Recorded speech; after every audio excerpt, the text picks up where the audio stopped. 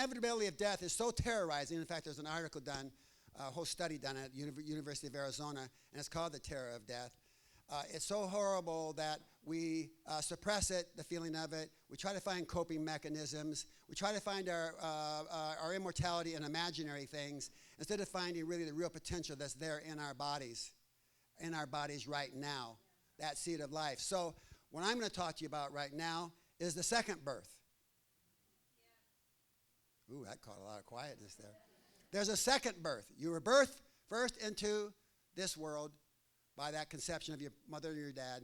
It's a beautiful thing to be born, because otherwise you wouldn't be here now to have a chance to have a chance to enjoy this world and have a real, totally fulfilling life. But it's very hard, if not, I actually feel impossible to have fulfillment of a life as long as you have a sentence of death hanging at the end. And this is very important again. And some people may or may not like to hear this. That's okay, but this is really something that we really need to wake up to if you're willing and take a look at it. It won't kill you. It won't kill you to look at it, but it might kill you if you don't. So okay.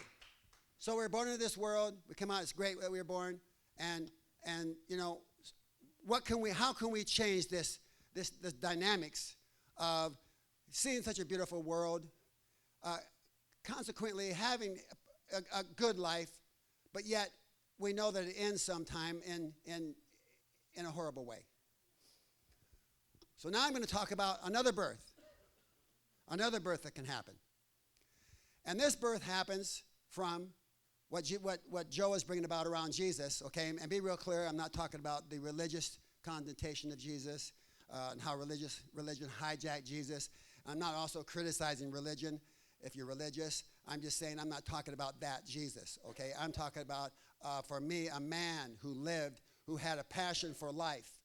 So this has nothing to do with Jew or Gentile or religion. This has to do with an individual. So put yourself in that place. A person who comes into a world 2,000 years ago that is very barbaric, maybe not too unlike today in some levels, but very barbaric, very primitive, very stuck in many doctrines and dogmas, etc.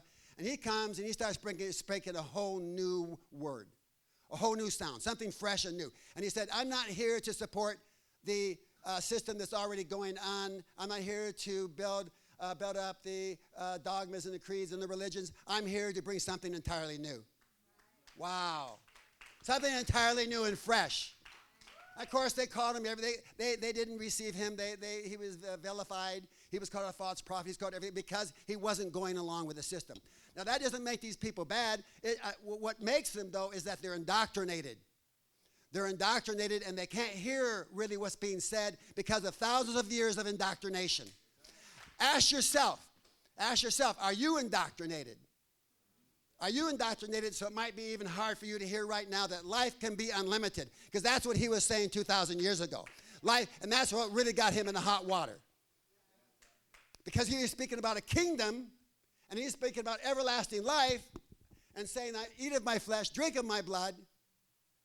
He's speaking about a life that could not end, that would not end, that believe in me and you shall have eternal life. Now you can say, well, he was talking about the Spirit.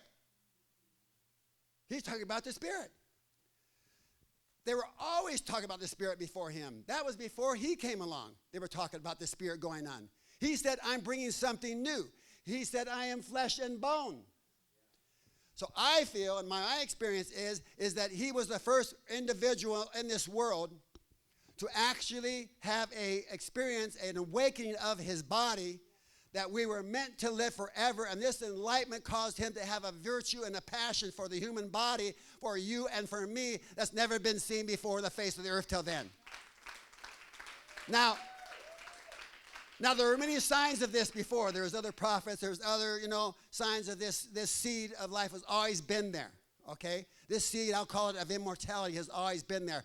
But he was the first one to actually bring this seed to fruition, to give clothing to it, to clothe it as a human being. Wow. Pretty powerful. And why? Why is it so important to us today? He said we would do greater works. Think about it. He said we would do greater works. People come along after him would do greater works. So he created what I call today the spirit of immortality in the body. That spirit. Even though he was crucified, he still planted that seed. I call him the Roger Bannister of immortality. In other words, Roger Bannister broke the 4-minute mile, and after that, everybody after that broke that 4-minute mile. He enabled other people to do that because not just because he did the 4-minute mile, people could see that I could do it too. Up until that time, it was scientifically impossible, scientists said, to break the 4-minute mile. Now, up until now, it was said it was scientifically impossible to be physically immoral. Now we have a lot of scientists saying that's not true. But, so how does this happen? How does this happen? How does this transition happen?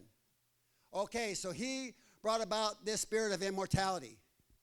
In you already, I'm going to call it an egg, a seed. But for this example, I'm going to call it an egg is in you already, ready to be fertilized, that is immortal. That's your immortal potential in your body. That's the primal scream for life that you've always had in your body, whether you realize it or not. When you were a kid, you always thought you were immortal. Even now, after you've been programmed for as long as you've been on earth that you have to die and you've seen all the trauma, etc., and you've been traumatized by death, still there's a primal scream in you. People still want to live. Even in the midst of everything, there's still that primal scream in your body. So how can this happen? It's easy. It's already in you. This seed is already in you. And when you allow this spirit of immortality, which is in you also, and it's coming from each other here, the great news is this has to come from each other. For the first time on the history of this planet, we need each other like we've never needed each other before, and this is what's going to bring us together. This is the power that's going to bring us together on this planet. So this spirit of immortality, if you let it right now in your body, can fertilize that egg that's in your body of immortality. And as it comes together, there's a piercing of the spirit of immortality and that egg, that immortal seed that's in your body, that immortal egg. And there's this conception, and it's brighter than the conception. The sparks are much brighter than the conception you had that brought you into this death world. This brightness, this conception, is that which has never been seen before on this planet. It's a brightness that outshines the sun.